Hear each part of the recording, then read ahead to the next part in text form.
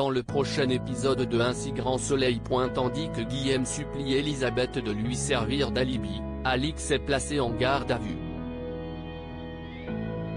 Attention, les paragraphes qui suivent contiennent des spoilers sur l'épisode d'Un si grand soleil diffusé lundi soir sur France 2. Si vous ne voulez rien savoir, ne lisez pas ce qui suit. Lundi 21 novembre dans Un si grand soleil. Guillaume supplie Elisabeth de lui servir d'alibi. Guillaume est sous le choc. Sa femme est morte probablement à cause d'une chute dans les escaliers. La police scientifique est sur place et procède à des prélèvements ADN sur les mains de l'avocat qui sont recouvertes de sang. Sa chemise a également été mise sous scellé pour être analysée. De son côté, le lieutenant Cross fait le point avec Hugo. Guillaume a appelé les secours vers 20 h et ce sont eux qui ont constaté le décès de Sylvie à leur arrivée. Le médecin légiste estime donc l'heure de la mort aux alentours de 18 h. D'après ses premières constatations, Sylvie serait morte d'une chute dans les escaliers. Pour l'heure, il est toutefois difficile de savoir si c'était accidentel, d'autant que le médecin a relevé quelques égratignures sur son corps. Par la suite, Johanna arrive sur la scène de crime pour récupérer son oncle. Guillaume n'étant pas en état d'être interrogé, Yann informe l'avocate qu'il devra passer le lendemain pour faire une déposition au commissariat. En voyant sa nièce, Guillaume s'effondre dans ses bras. Le lendemain, une enquête est ouverte pour déterminer les causes exactes de la mort de Sylvie. Comme la défunte laisse beaucoup d'argent derrière elle, la police envisage que sa mort ne soit pas accidentelle. Sylvie n'ayant pas fait de testament, c'est Guillaume qui héritera de sa fortune. Yann va donc convoquer son entourage pour tirer toute cette histoire au clair. Non loin de là, Marion apprend la terrible nouvelle et s'effondre en larmes. De son côté, Guillaume est anéanti et ne cesse de repenser à ce qu'il s'est passé.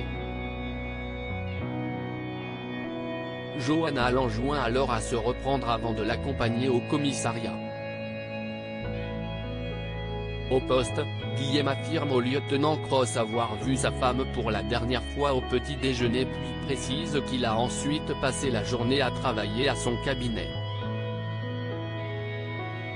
Lorsque le policier cherche à savoir ce qu'il faisait aux alentours de 18 h, Guillaume répond qu'il était en rendez-vous avec Elisabeth.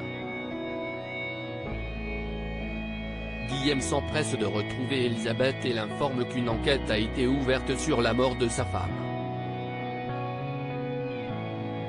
Convaincu que la police le suspecte de l'avoir tué, Guillaume avoue qu'il a menti à la police en disant qu'il était en rendez-vous avec elle. Il la supplie donc de lui servir d'alibi en confirmant ses dires aux autorités. Alix est placée en garde à vue dans la matinée. Laetitia informe Alix que la banque a dû faire une déclaration de soupçon. Toutes les sommes liées aux ventes des œuvres de Brenna sont donc bloquées jusqu'à la conclusion de l'enquête. Et les ennuis s'accumulent pour Alix avec la venue d'Alex pour procéder à la perquisition des locaux ainsi qu'à la saisie des tableaux. Pour couronner le tout, Alix est placée en garde à vue. Au cours de son interrogatoire, elle refuse de dévoiler l'identité de la personne à laquelle appartiennent les toiles de Brenna. Face à son refus d'obtempérer, le policier se voit dans l'obligation de prolonger sa garde à vue de 48 heures. De son côté, Hélène appelle Claudine qui lui apprend que leur amie a été placée en garde à vue à propos de l'authenticité des tableaux. Sans attendre, Hélène se rend au commissariat et déclare que c'est elle la collectionneuse de tableaux.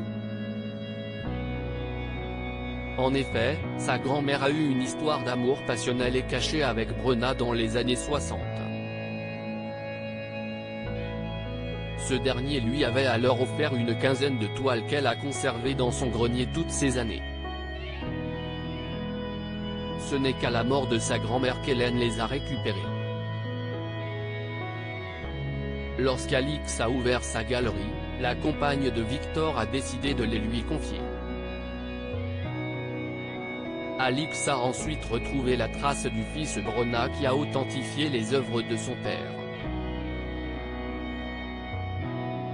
Malheureusement, la police va devoir trouver des preuves de cette liaison et de l'authenticité des œuvres avant de pouvoir relâcher Alix.